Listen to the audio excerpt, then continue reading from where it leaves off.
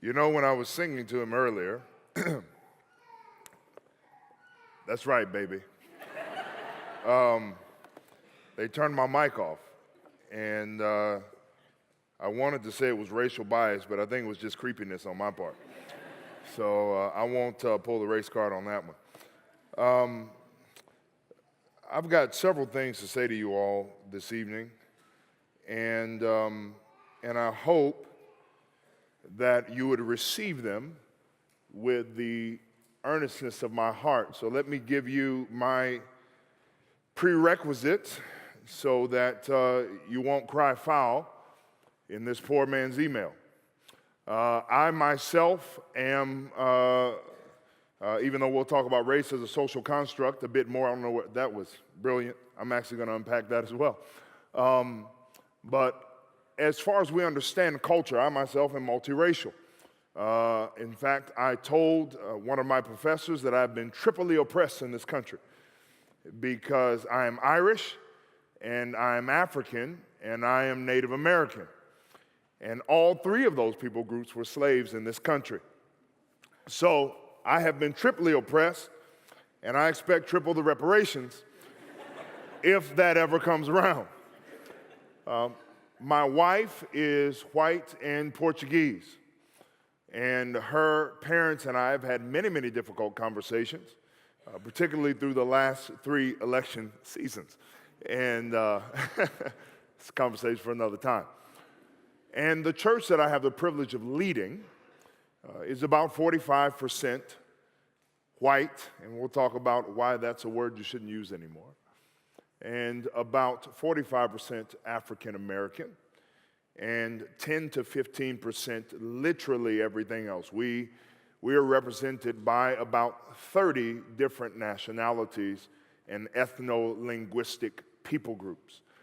And so please know that everything that I'm going to say to you has been said to a congregation of about this size. I think we're about the same size at this point, representing 30 nationalities, to try and move them along in this understanding of the fullness of the gospel and what it requires of us in the zeitgeist, in the spirit of the age, in the context in which we exist, and many of the failures of the church over the previous generations, the preceding generations, to adequately and accurately invest in this conversation. And so I needed to say all of that as a preamble because I've gone places and I've been accused of being a Marxist. I've been accused of being a socialist. I've been accused of being a racist. And of course, I always just point to my wife and be like, yeah, I can't hate half my children. I have 4 children. I mean, not half of them. I mean, half of the 4 that I have, because they too are Africans. And so, yeah, I know it's a funny situation. My poor kids, whenever they're disrespectful, I'm like, that's your white side. So I say all of this. Everything I'm going to say to you is in a spirit of charity and a spirit of love. And as I know this is not a very formal place. I think I'm the only coat in the room right now, but we call our, oh no, look at you. My God, yes, you, sir. Bow tie, sport coat. Thank you for representing. Hey, you're doing a fine job, sir. But we call our pastors pastor, and so I will say that in the spirit of all of this, as Pastor Tyler, it even sounds a little weird here, Pastor Tyler said, this is about the gospel. And this is about the ends and the implications and the means and the middle of the gospel and everything that that means. And so that'll be the last piece that I kind of touch on as we look at a historical overview of race in this country and the places where the church has not really intersected, and it should have. And it should have been the reflection of what should be, but instead was complicit in much of what was. So knowing that half of my church is Anglo, white, Caucasian, whatever the PC term is of the day, then I know you have pen and paper, because you don't say amen, but you take feverish notes. And so I don't anticipate many amens tonight, but I know when you are writing that the Spirit of God is at work. So go ahead and take your pens out, and I'm gonna tell you what I'm gonna talk about, and then we're gonna unpack it together, okay? 3 truths, 4 myths. 3 truths, 4 myths. Let me test you out. Somebody say 3 truths. Hey, man, look, I told you they'd be all right with me. You did. 3 truths and 4 myths. 3 truths. Number 1, as our dear sister Phabienne already shared with us, race is a social construct. Number 2, it's all up in my message. I don't know where she went chasing down the 4 kids, but we are all made in God's image. And number 3, and probably the most important on your understanding of the gospel, is that redemption, and I'll say it slower so you can write it down. I'll come back around. Redemption can be nothing less than the total cosmic reordering of all things. Okay? Oh, all right. Y'all like that one. I'll make a little note for myself. So, 3 truths. You got the first 2 already in the first talk tonight. Race is a social construct. We'll talk about exactly what that means. I'll try to fill it out a little more than our dear sister already did, but 1619 is an important date. 2, we're all made in God's image. And 3, redemption, which is the ends of the gospel, right? We believe that one man died so that all might live through him, and he was both God and man. We believe that. Redemption can be nothing less than the total cosmic reordering of all things. I can give you all sorts of addresses on that, but we'll just look at 1 or 2 tonight. And then 4 myths. 4 myths. Number 1, this is where it's going to get real uncomfortable. In the arc of history in which we presently exist, and I would say this arc of history is 300 to 500 years. In the arc of history in which we presently exist, and these are 3 myths, so I'm going to say them as though they're facts, but they're under the heading myth.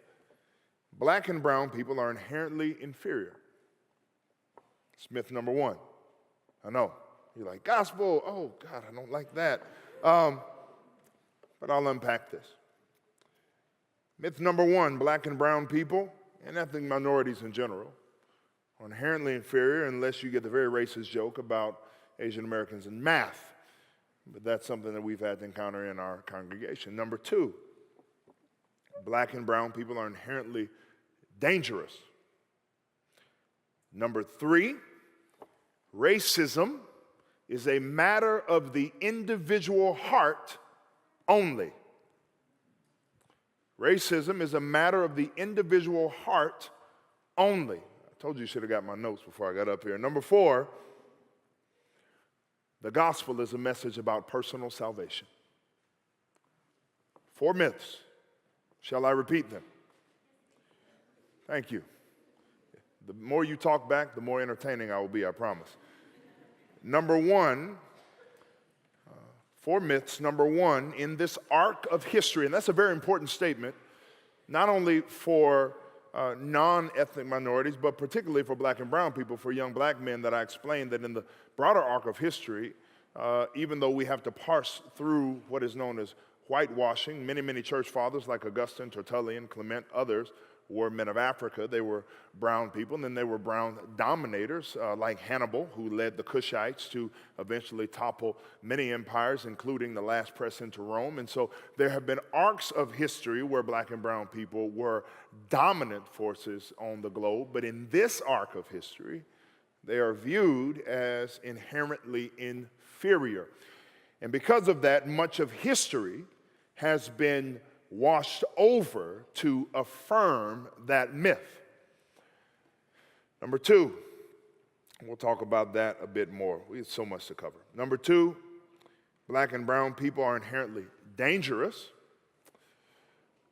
Number 3, racism is a matter of the individual heart only. Let me go back to number 2 so that you don't tweet that out of context and be like, I heard a black guy say that black and brown people are inherently dangerous. See? Don't do that, okay? That's where you laugh uncomfortably like, oh, God. Racism is a matter of the individual heart only. That's a myth. And number 4, the gospel is a message about personal salvation. That is a myth. So now let's unpack these. First, this idea of these 3 truths. The first truth, that race is a social construct. Our introduction to race is probably one of the most monumental moments in our lives. And as a matter of fact, I asked Pastor Tyler before I came out here, when was the first time that you realized you were white? And what was that like? I remember the first time I realized I was black. I was at KinderCare, a daycare center slash semi-prison industrial complex where we were fed shepherd's pie, and I'm pretty sure it was not real potatoes, and ground beef that was gray and not brown. And I'll never forgive my mother and father for that. But I was at KinderCare, and there was this little girl that I liked. I'll never forget her name, and I'm not going to tell you how old I am, but it's been long enough to where I shouldn't remember this person's name, and that's how impactful this moment was. And her name was Shannon, and I liked her. And she was cute. She had dimples and freckles. And I have freckles, because black people have freckles. That's part of your learning tonight. And so because we both had freckles, and she was cute, I always just kind of hung around her, and we were pals, you know. And one day we were playing this game called Family, and everybody was getting their role in the family. And when the role for husband came up, well, you know, I stepped right up to the plate. I was like, listen, I'm taller than I should be for a child of 8. My voice has dropped. I'm uncomfortably handsome. Surely you will choose me, Shannon, as your husband. And she said, you can't be my husband. I was like, you're a mistress then. No, I said, why not? And she said, because you're black. It's the first time I realized I was black. Now, that's not a knock on my parents. They raised us with a degree of healthy ethnocentrism to understand what the speeches of Martin Luther King meant and what they had fought through and lived through from segregation to desegregation. This is a tangential idea, but one that you need to grasp. Is part of the problem with discussing race in this country is we act as though it is some far long ago fable that happened to a people with which we cannot identify.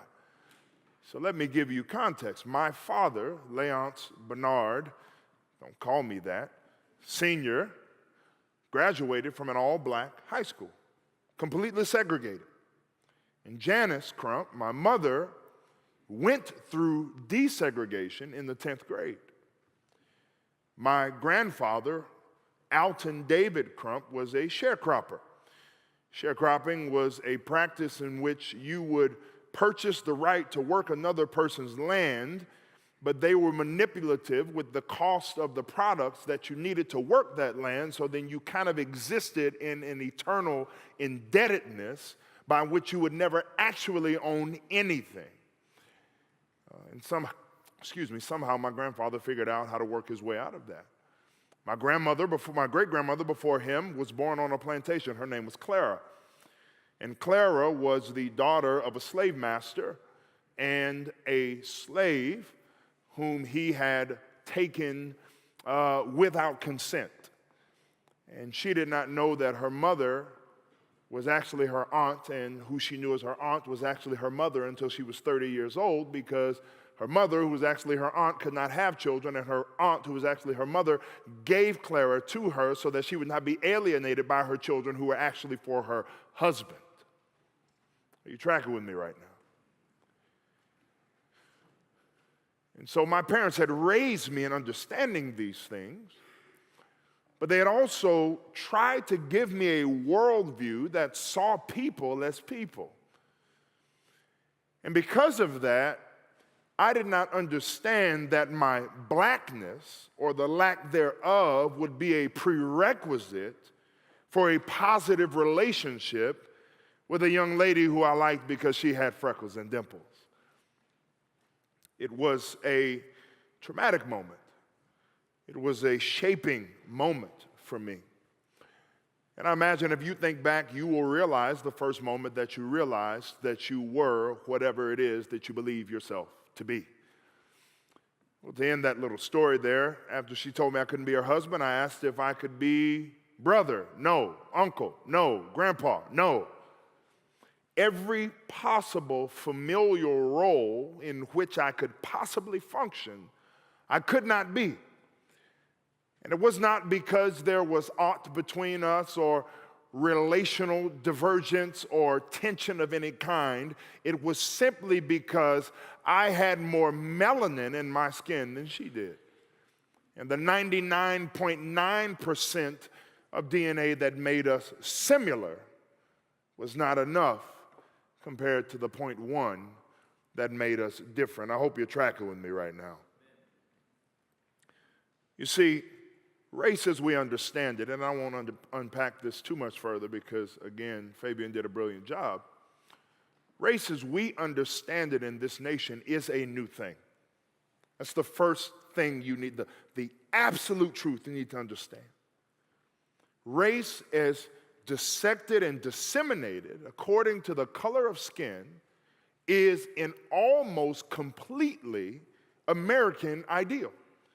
It was invented almost completely to make sure that one group of people remained in subjugation and that there was a metric by which that subjugation could be measured. Before that, people were divided by ethno-linguistic barriers. They were divided by socio-political barriers. They were divided by geographic barriers. And so I'll revisit this passage again in a few moments for another reason, but for our purposes now, if you consider the words in Colossians 3:11, Paul says what for our Bible scholars? Now therefore, so the therefore is there so that you understand that it's connected to what came before it. So 3:1, set your mind on heavenly things, on those things that are above, not on those things that are below. Right? I got to let you know that I know the Bible so that you can't call me a Marxist afterwards. Set your mind on those things that are above, not on those things that are below. For once, you walked in, and he lists out a whole bunch of things that kind of encapsulated their former nature before they became followers of Jesus, before they believed what? There's that G word. Say it out loud for me. The gospel. And he says, you were this, and this, but then you heard the good news about Jesus. One man for all. Where one man, Paul says in Romans 5, sinned and jacked up this whole situation, which we'll get to in part 2 there. One man came and he died for everybody. And because of your belief in him, now you are a new individual. No, it was bigger than that. Now there is a new humanity. And within the context of this new humanity, now we're at verse 11. Therefore, there is no Greek or Jew, barbarian or Scythian, slave or free. Christ is all and in all. What you didn't hear in there is any description of how dark or light someone was. Let me give you an anecdote. In the movie Gladiator, fine movie. I had my problems with some of the plot holes, but that's another conversation for another day. The barbarians were what? Were they all fair-skinned and blue-eyed? Do you remember? Were the slaves all one color? No, think back. Jaimin Hansu, it was a beautiful smoky midnight. And that big German, who looked like Arnold Schwarzenegger on more steroids. He was as pale as he could be. And then there was Russell Crowe, small, ruddy, red-faced and bearded. And they were all slaves fighting for their freedom. And that is how Paul envisioned the world when he wrote those words. Yes, there were divisions, but they were religious, they were ethnic, they were sociolinguistic, they were geographic. They were not based on skin color. And so race, as we understand it, though those verses, of course, are applicable because they are applied to any humanistic divisions that we would put in place to set ourselves in hierarchy so that we might say that some are subjected and others are elevated. Yes, those verses apply, but when he wrote them, my being darker than you had nothing to do with the words that he put to paper. And history testifies to that. As we said already, the first slaves here, about 500,000 were Irish. But the Irish did two things well. They escaped and they blended in. They escaped and they blended in. And they populated the Appalachians. I'll tell some resources later, but there's a great book called Hillbilly Elegy. You can read about that. And about the underclass that existed here for so long of Irish and Scotch and Welsh people that populate the Appalachian Mountains.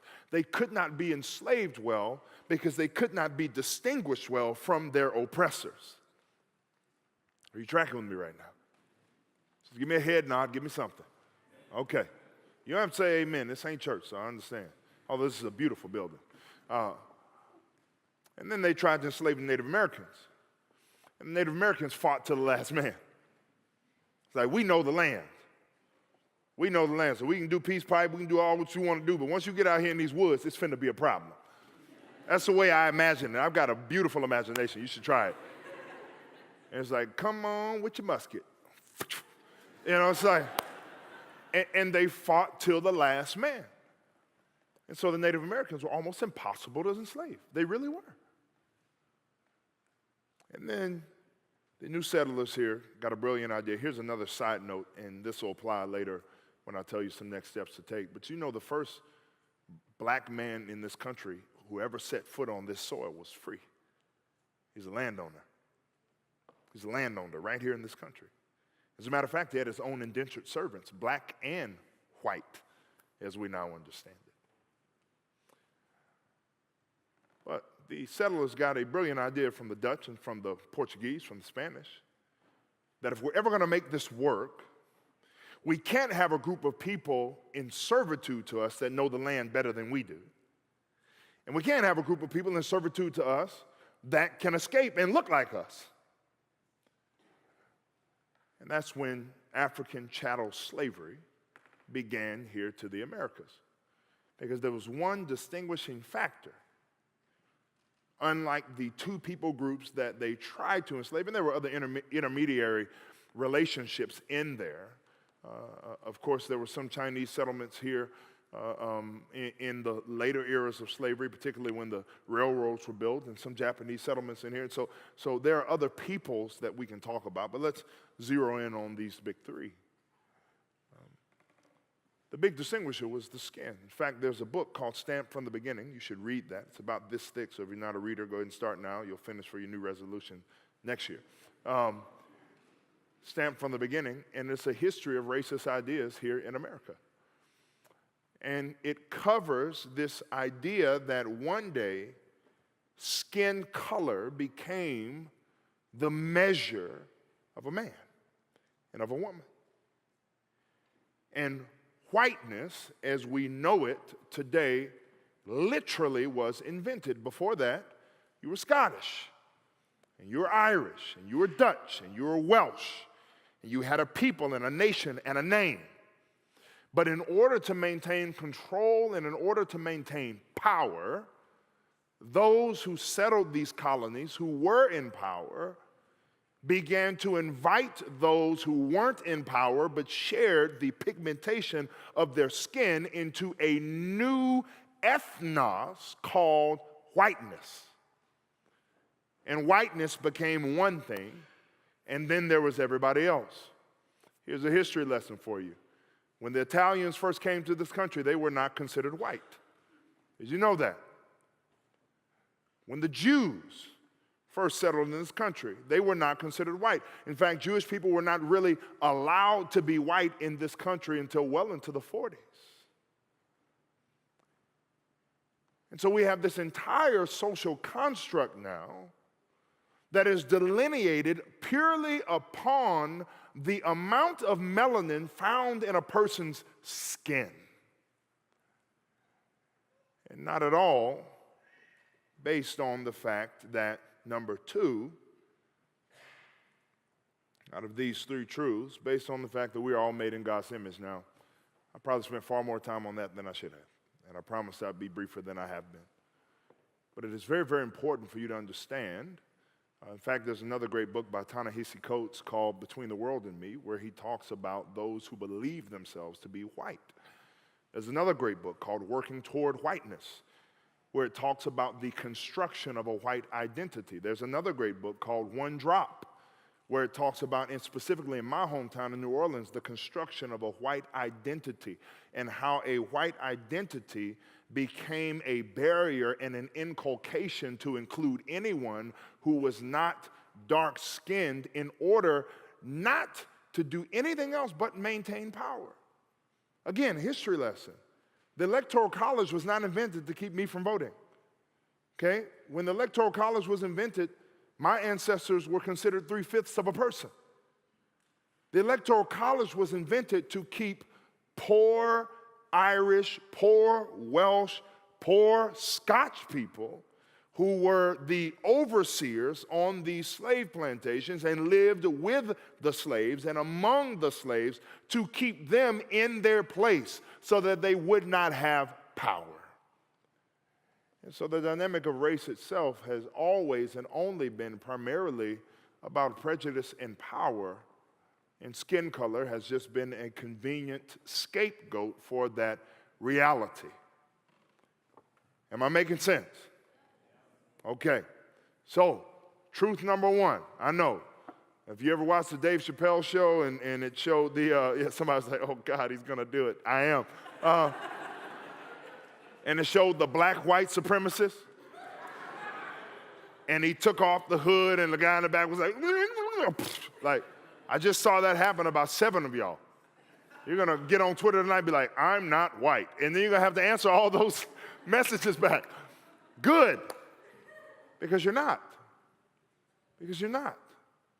Because black and white and all of these other things are things we invented to make sure that those who had power maintained that power.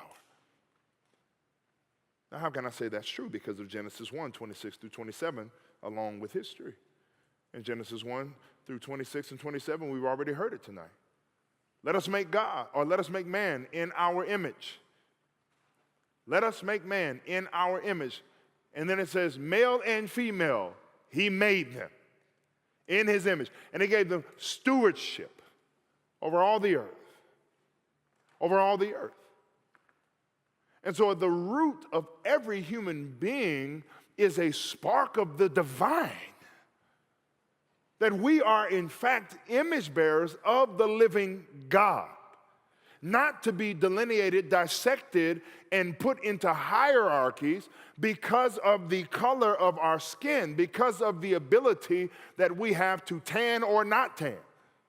That's always been the most fascinating thing about racism for me.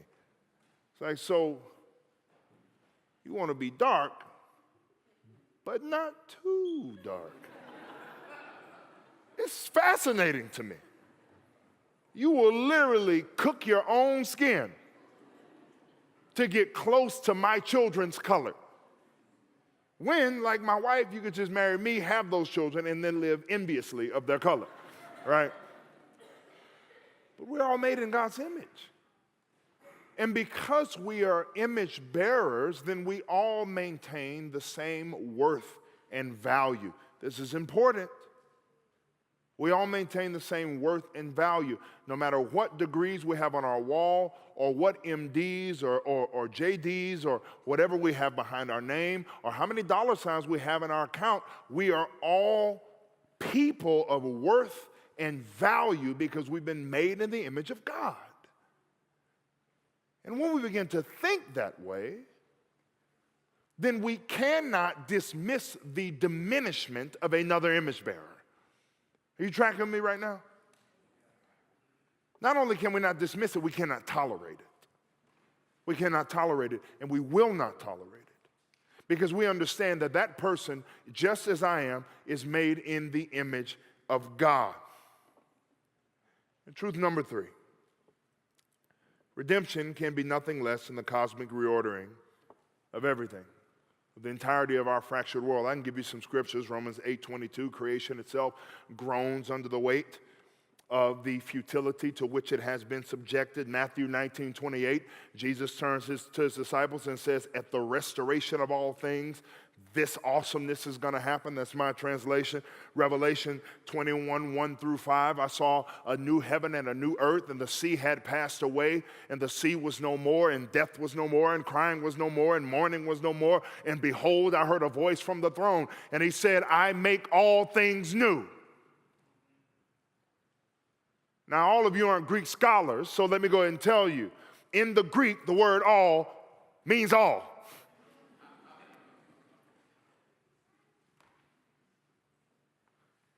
I can go to Colossians 1, where Christ himself is before all things and holds all things together. And so what we have in the scriptures is a gospel that is cosmic in scope. That is not just about Jesus being your homeboy or your parachute or your scapegoat or your means to a better life or your transaction to get to heaven. Or even the dispenser of a righteousness that is not your own because you've been cloaked in Christ's righteousness and have an inheritance secured by the Holy Spirit himself that has been laid up for you for the time in which you will be in total union with Christ. Even that is short-selling the power of the gospel. Because if the gospel is not about the cosmic undoing of the cosmic unraveling that happened in Genesis 3, then it is an anemic, impotent gospel. But if the gospel is, and if redemption is, nothing less than the total cosmic reordering of all things, then guess what? That makes us responsible to wade into, now you're going to see how these things are connected, to wade into conversations, situations, implications in which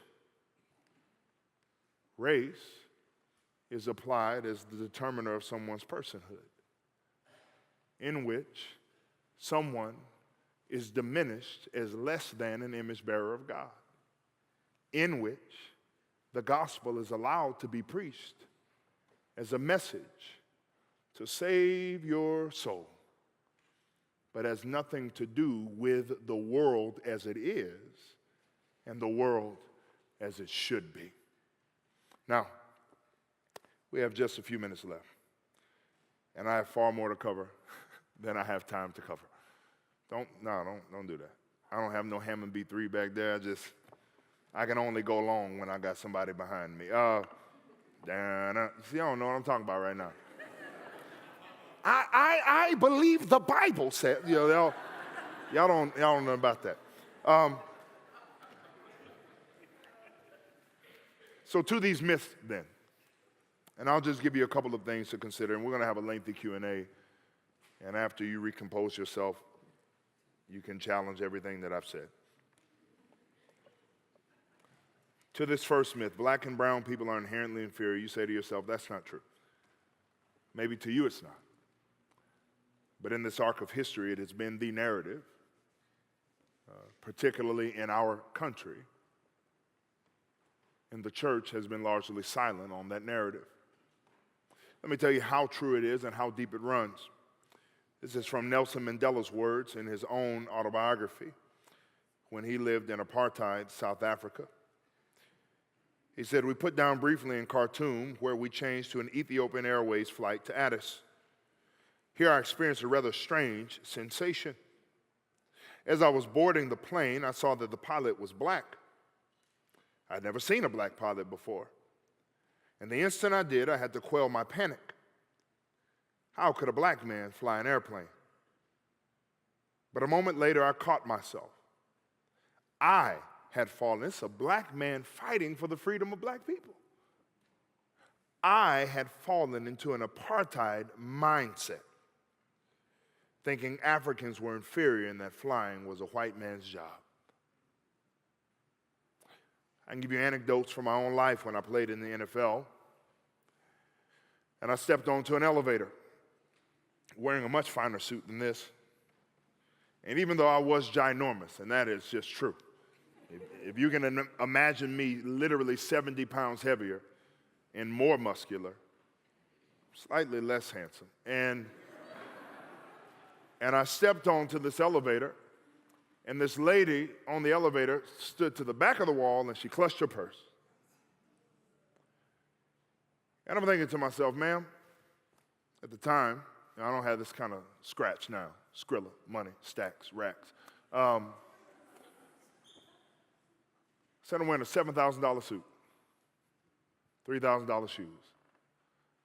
I don't know what you got in that Michael Kors purse, but I do not want it. I have no desire for that. And you say, Pastor Léonce, that's your personal experience. Well, what about Eddie Murphy and Michael Jordan? You see, they got on the elevator and they experienced the same thing. And the lady got so scared that when it was time for her to get off at her stop, she screamed, threw her purse in the air, ran down the hallway. Well, they picked up her things. You can look this up, Google it. I know you will. And they dropped her purse by her door, and the next day they sent her, I think it was 12 dozen roses with a $100 bill attached to each rose. And the card simply said, "Thank you for the best laugh we've had in a long time." Eddie Murphy and Michael Jordan. There was a doll study done years ago. I want to quote this properly. This will be the first time I'll turn to my notes this eve. There was a doll study years ago, originally done in the 1940s with Kenneth and Mamie Clark. It was redone by Anderson Cooper in 2010. And the gist of the research is that a bunch of children from different ethnicities were given a bunch of dolls of different ethnicities. And every single child picked the white doll as the prettiest doll, no matter their ethnic background. In the U.S., we routinely hear about terrorism from Muslims and how fearful we should be about radical Islam. But when you begin to do the research, you realize that most domestic terrorism in this country has been committed by white males. But you're not going to see that on the news. As I said earlier, theologians like Augustine and Tertullian, nations like Egypt, which advanced modern science and mathematics and architecture beyond any other nation before it, have been washed over in a way that those people are no longer brown. They were Arab, they were Greek, they were mixed. No, they were brown. As a matter of fact, if you do enough research, even just back to the 80s, National Geographic ran a special on the African kings of Egypt and the great authority with which they operated. But somehow we are taught in schools that all of Africa was filled with dark-skinned people except Egypt, because Egypt was full of advances. I've gotten off many stages and been told, man, you are awfully well-spoken. In fact, the last time that happened was at our mother church that planted us. And I've told the senior pastor about this because it was one of his elders. He said, man, Léonce, you're so well-spoken. And I said, well, I hope so. I have 3 master's degrees. So if I can't talk now, well, I sure won't never be able to talk, boss. I literally did that. And you have never seen more fear in a man's eyes. There's a forgotten history in this nation. If you don't follow me on Instagram, perhaps you would want to, not because I need the likes. I'm not clickbait or anything like that. But because every Black History Month, I intentionally post profiles of the people that shaped this nation, of millionaires, African-American men and women who were millionaires in Texas and Louisiana in the 1800s, of men like Lemuel Haynes, who pastored an all-white church as a Black man in the 1700s. I'm not doing anything innovative. It's been done. The railroads, the stoplights, the design of Washington, D.C. itself, the peanut butter, and God knows, as far as I can understand it from my wife, white people love peanut butter and apples and celery and things I'd never heard about. That was a brother. Super soaker.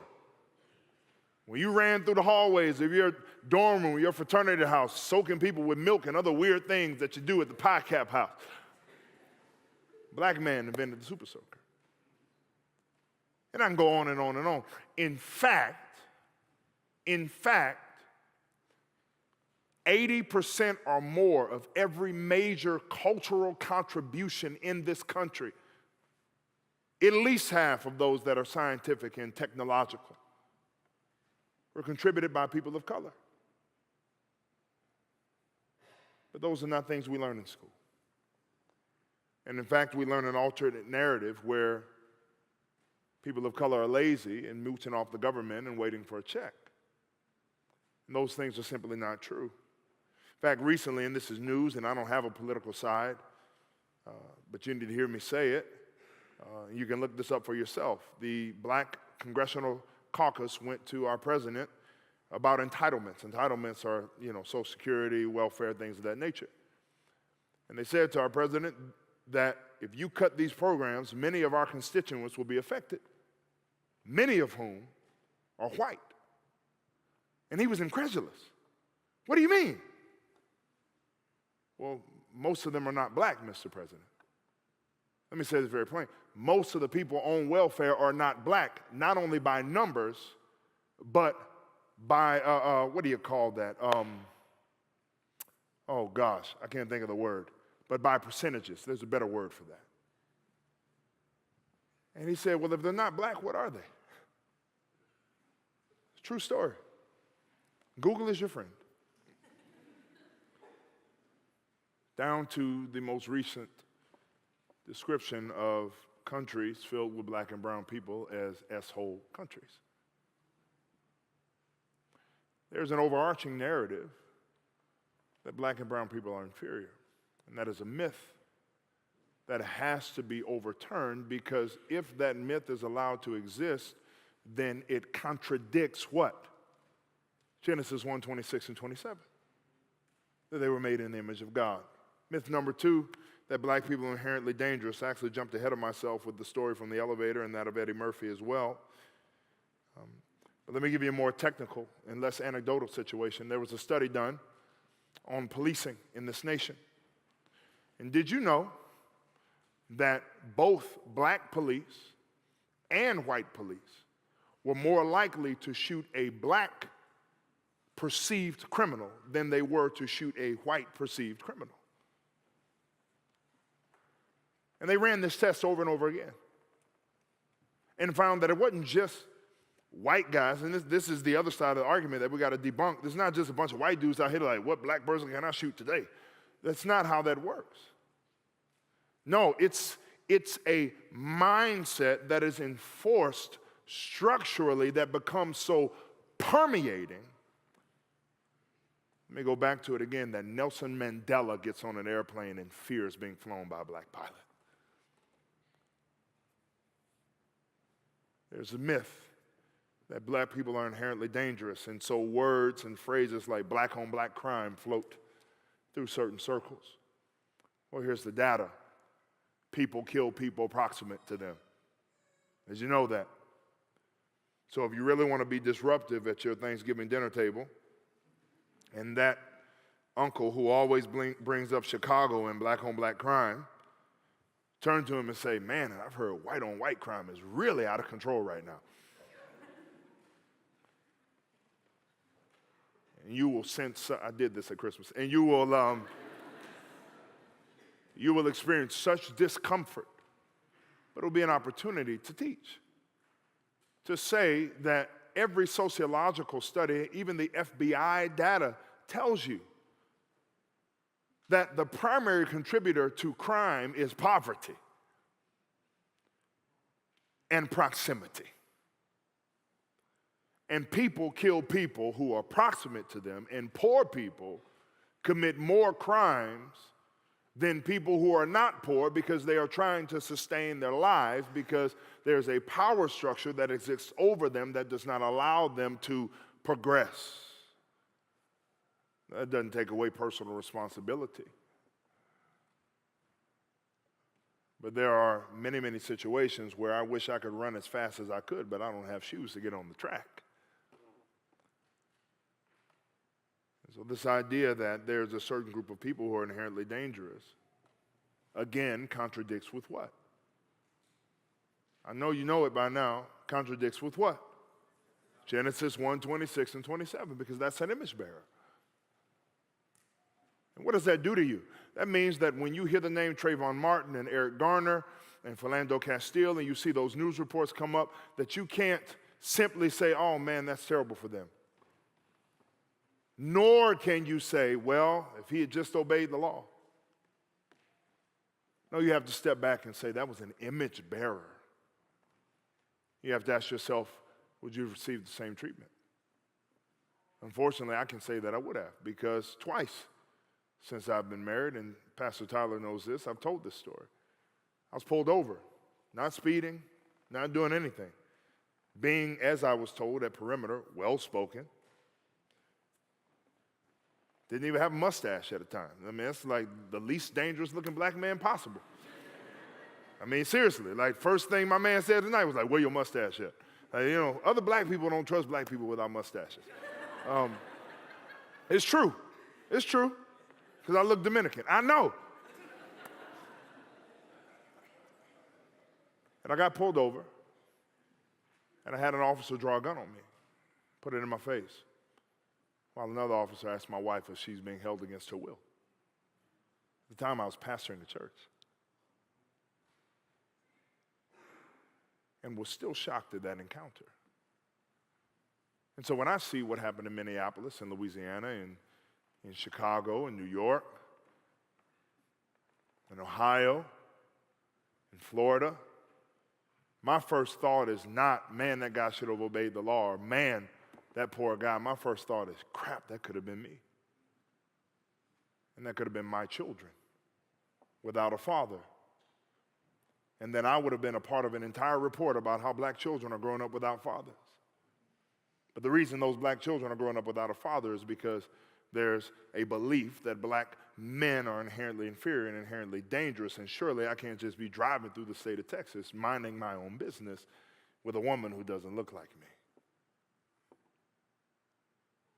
It changes everything.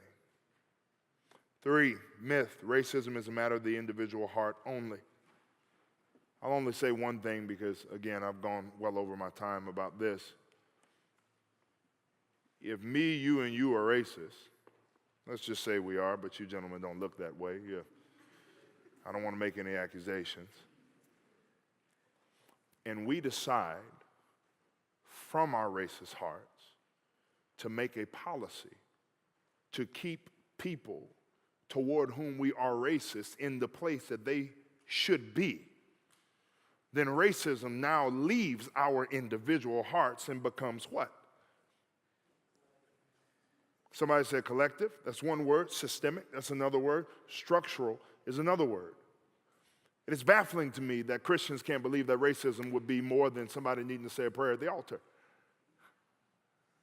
If enough of us get together and our ideas are embodied in the beliefs of a system, then the system can be proliferated without me personally pushing it forward. You tracking with me? And so racism is not just a matter of people needing to repent. Racism is a matter of people who have repented, investing in seeing systems that were established on the basis of personal prejudices and supremacy overturned because they do what? Genesis 1:26. That's going to be the answer every time. So you just shout it out. Genesis 1:26 and 27. And that's how you have to see this. Because if you allow racism to be an individual sin that must simply be repented of, then we'll never move the needle on the way that certain peoples and populations are disproportionately disenfranchised because one racist became 6 races and 6 races became a policy. And that policy targets certain people. Last thing here. Last myth, the gospel is a message about personal salvation. I'll give you one verse because we already covered Colossians 3. In Galatians 2:14, Peter, our man Peter. Peter is everybody's favorite example. That just lets you know you're going to make it in. I mean, I'm being serious. Y'all don't read the Bible right. Because if you read the Bible right, you'd be as entertained as I am. Because if somebody comes to arrest my friend, and my first response, do you know your Bible? My first response is not, hey, bro, get off of him. My first response is like, what? You trying to ride? And I cut somebody's ear off. That's your first response. That's not your first time. That's not your first time. You don't go from fisherman to disciple to attempted murder unless you've cut a couple people before. That wasn't Peter's first time cutting somebody. Now we know that. We know that. We know that to be true. I cannot wait to get to heaven and be like, Peter, how many people you cut before you met Jesus? He'd be like, at least about 6 or 7, man. At least about 6 or 7. You know, this dude tried to roll up on my fish. I was like, nah, boy. You know, it's like, I know that. And so here we are at the church in Antioch, and Peter has been kicking it for weeks. Paul says Gentiles, let's call them Japanese. And he's been learning how to eat with chopsticks, and he's been taking on some customs, and then some other Jews show up. And Peter's like, I don't know them. I can't eat with them anymore. Now listen, we take that lightly. But I know you get good Bible teaching around here, so I know Pastor Tyler's told you before that in the Near Eastern culture, to share a meal with somebody was one of the most significant expressions of community that you could have. And he says, no, I can't eat with y'all no more. On what basis? On what basis? You've been eating with us for weeks, Pete. For weeks. I know you cut Bartholomew. I've been keeping your secret. On what basis? Because other Jews showed up. And I can't be seen with those people. And I'll leave you with this. What did Paul say? Paul said, you know, Peter, that's not very nice, bud. Let's just try to be more tolerant, coexist and whatnot. No, he said, this is not in keeping with the what? Gospel. But I thought the gospel was about me getting saved. What does that have to do with how Peter treated Gentiles? Because transformed people can't diminish the image bearing of other people. And transformed people understand that the nature of the gospel is cosmic transformation, which means that where relationships were lost in Genesis between God and man, they have to be restored between God and man. And where relationships were lost in Genesis between man and man, they have to be restored between man and man. That means that every division, as Paul so beautifully covered in Colossians 3, must be crucified at the cross. And until we deal with race that way and see the gospel holistically as we should, then the idea of a multi-ethnic church that's a Band-Aid on a wound that needs to be amputated. And we got to get in, we got to get the cancer out. We got to get to the root of the problem. And we've got to see the gospel in its whole orb. So I'm fully 10 minutes over now, so let me give you some next steps here that I think are important for you. 3 B's. 3 B's. Number 1, be theologians. Now, I'm not telling you go to seminary. It's the most horrible institution ever invented by man. And I have 2 degrees from there. So trust me, your soul will die there.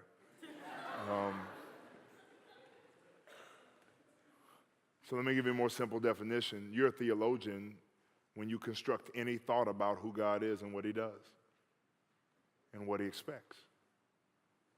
So be theologians, be thoughtful theologians, which means that if I start spitting out a bunch of verses like Genesis 3 and Genesis 12 and Genesis 17 and Isaiah 1:17 and Amos 4 and Micah 6 and Isaiah 46 and John 10 and Ephesians 2:1-10 and Colossians 3 and Galatians 2:14 and Romans 12 and 1st and 2nd Peter and 1st John 4, where he says that you can't love God who you haven't seen and hate your brother who you can see, in Revelation 7 and Revelation 9 and Revelation 21, that you will go and do your own homework and you'll know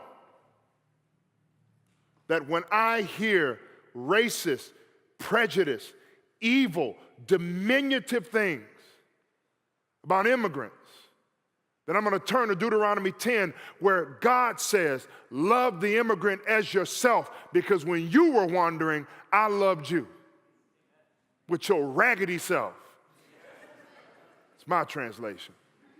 It's how God talks to me. Like, you so raggedy. I'm like, I know. Thank you for your grace, though. And he'd be like, you welcome.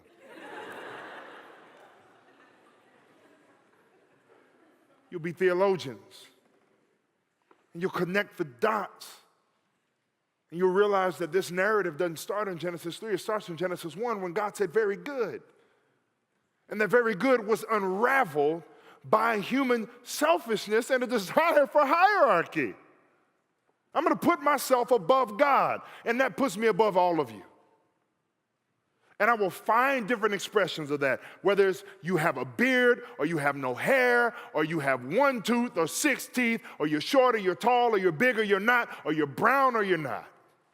I'm going to find a way to put myself over you because I want to be God. That is the story of Genesis 3, and that is what is played out. And when you become theologians, then you challenge that with the truth of what God has accomplished. Number 2, be historians. Be historians. Don't just buy the line. Here's an interesting fact that I want you to research. Why were there 2,000 plus African American legislators within 10 years of slavery ending, and then 3 years later there were none? Why is that? We're not talking about 12. We're talking about 2,000. Where did they go? Did they get raptured? Well, we don't believe in that around here because we're covenantal. Where did they go? Sorry, I don't know if you believe in that. I hope you don't. Like me and Nicolas Cage. Where did they go? What is the one drop rule? What is the one drop rule? What was the black and tan party of Texas? Why are so many black people Democrats?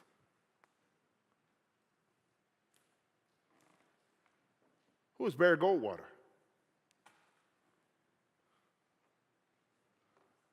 What is Juneteenth? When was emancipation really? Here's a bigger question, not to shoot one of your heroes from the sky, but why did Lincoln signed the Emancipation Proclamation. Be historians, because you cannot understand the world as it is until you understand the world as it has been. And you cannot apply the gospel to present realities when you don't know what has led to the cultivation of those realities. Be historians. 3, be relational. Be relational. Now, having met the pastor for the Durham church, I now know that Pastor Tyler has at least 2 black friends, and I'm encouraged by that. At least 2. At least 2. And I suspect more, because your swag game has gone up like 40%. So, be relational. I preached a sermon several years ago, and I promise I'm closing. Listen, if you have never had a black preacher before, we closed 8 times. I promise I am. I preached a sermon several years ago from Galatians 2:14 called Integrated Yet Still Segregated. Now, our church has only had one aim for the whole of our existence, and that is to be transcultural. And that means to embody the full breadth of God's creative genius in the context in which He's planted us. And what I noticed is that we had become arrogant. Can I tell you this, Pastor? Arrogant. Because we had all these people in the room staring at the back of each other's heads, but none of them were in relationship. No, when the life blew up, when their kids needed babysitting, when their family was driving them crazy, when they had people sitting across their dinner table, everybody migrated to the people who looked like them. And it was a watershed moment for our church. And we had people leave over that. This guy came up to me afterwards. I promise this is not my white guy voice. This is literally how he talks. He said, "Are you telling me I need to have a black friend?" And ever calm. I said, "Well, tell me why you don't have any."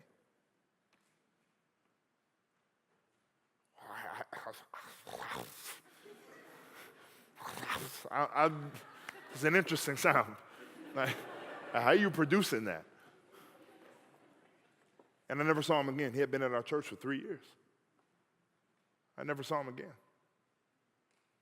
Be relational, because that gives you a context for your theology and your history to play out.